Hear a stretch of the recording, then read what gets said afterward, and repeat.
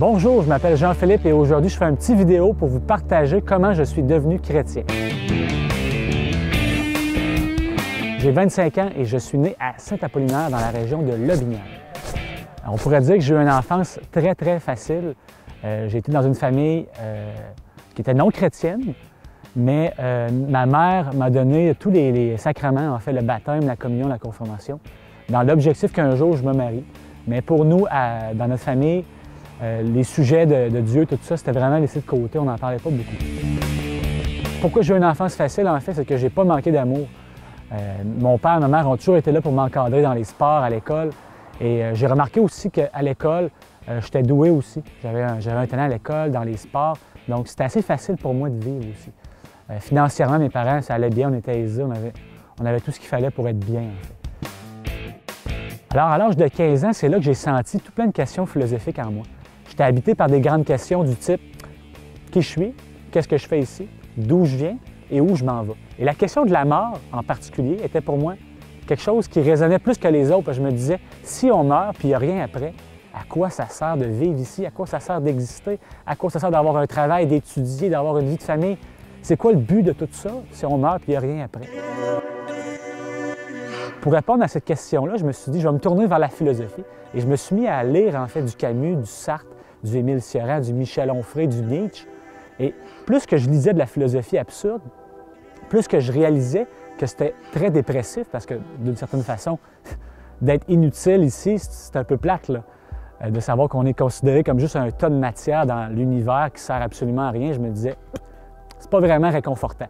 Mais de l'autre côté, j'éprouvais un soulagement aussi, de me dire, bien, à quelque part, même ma recherche philosophique est inutile. Fait à quoi bon trop s'en faire? À quoi bon angoisser sur ces questions-là? Si ça ne sert à rien d'exister, il n'y a pas de but à ça, bien, même le fait d'y penser, ça ne sert à rien. On pourrait dire que l'absurde, c'était comme ma religion, en fait.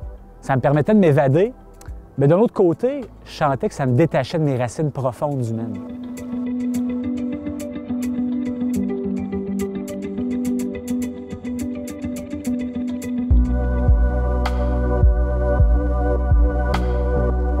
Alors, un des événements importants dans ma conversion, ça a été la rencontre avec un de mes amis en musique. Il avait la foi. Il a commencé à me parler, en fait, de Jésus, de me parler de la Bible, de me parler de sa relation avec Dieu aussi. Et tout cela, ça m'a un peu remis en question parce que cette personne-là était vraiment le contraire de tous les préjugés que j'avais sur l'Église, en fait. Pour moi, l'Église, c'était quoi? C'était mort, premièrement. C'était pour les personnes âgées. C'était pour les gens qui n'étaient pas trop philosophiques. C'était pour les gens qui voulaient avoir des réponses faciles, qui ne voulaient pas trop se poser de questions, qui voulaient adhérer à des doctrines pour se faire du bien. Et pour moi aussi, l'Église, c'était pour des gens aussi qui avaient besoin d'une béquille aussi, qui étaient très blessés et qui voulaient tout de suite trouver un soulagement dans ça. Fait que pour moi, de rencontrer quelqu'un comme lui, qui jouait de la musique, qui jouait du rock, qui avait aussi un esprit très philosophique, très intellectuel, ça venait défaire tout le préjugé que j'avais sur la vie chrétienne. Il m'a dit, JP, si t'es vraiment philosophique, ben va faire une retraite à Marie-Jeunesse. C'était une communauté qu'il connaissait à Sherbrooke, puis il m'a dit, va faire une retraite là de 4 jours, va-t'en là. Si t'es vraiment philosophique, t'as vraiment le goût de chercher la vérité, vas-y. Puis au pire, s'il se passe rien après, bien, il se passera rien. Bon, au moins, vas-y, puis tu verras ce qui se passe après. Fait que j'ai dit, ben, je vais y aller. Dans le fond, hein, tu sais, j'ai rien à perdre. Fait que j'ai pris mon char, puis je suis parti faire une retraite de 4 jours à Marie-Jeunesse, et c'est ce qu'on appelle la montée pascale. Fait que c'est la montée vers Pâques, en fait. C'est 4 jours de retraite. Et là, j'arrive dans une communauté, toi, puis il y a à peu près 70-80 personnes consacrées à Dieu de mon âge qui me parlent de leur foi.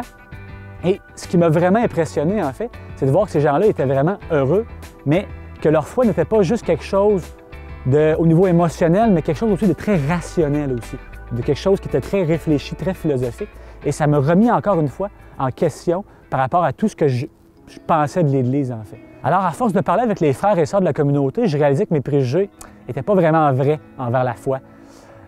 Et puis, plus que je parlais avec les frères et sœurs, je réalisais que Dieu, c'était pas juste un concept intellectuel, un concept abstrait, mais que c'était une personne qui vivait au milieu de nous, une personne qui cherchait à rentrer en relation avec notre humanité. Fait qu'arrive finalement la fin de la retraite de 4 jours, c'est la vigile pascale, et là, je décide de faire une prière dans mon cœur, que j'appellerais la prière du sceptique, du genre de prière, bon, bien, si Dieu t'existe, bien, manifeste-toi. Montre-moi que tu es là pour que je puisse te comprendre, même si je le sais que tu n'existes pas. Tu sais, je ne pense pas que tu existes, mais si tu existes, montre-le-moi. Fait que j'étais un petit peu plus ouvert à la fin de la retraite, mais j'avais rien vécu vraiment de très, très intense pour dire « OK, là, je suis un chrétien, Dieu est parmi nous, Dieu est avec nous. » Alors après ma prière, après la retraite, j'ai pas vraiment vécu quelque chose d'assez intense pour dire que j'étais rendu chrétien. OK? À cette époque-là, j'étais encore athée, on pourrait dire.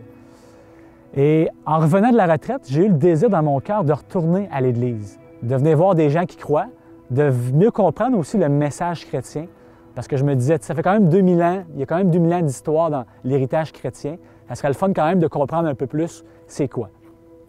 Et là, je suis venu à plusieurs messes, parler à des gens, tout ça, mais il ne se passait pas quelque chose d'assez intense pour que je dise, OK, Dieu nous aime, Dieu est avec nous. Alors, le 25 octobre 2015, après avoir discuté avec mon ami là-bas dans l'appartement, je me mets à marcher sur le trottoir et c'est exactement ici que j'ai vécu ma conversion.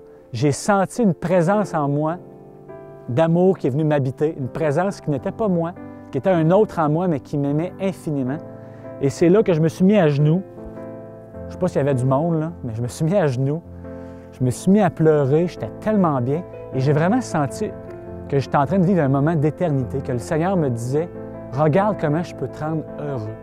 Regarde comment ma paix, là, elle vaut plus que toutes les paix de ce monde.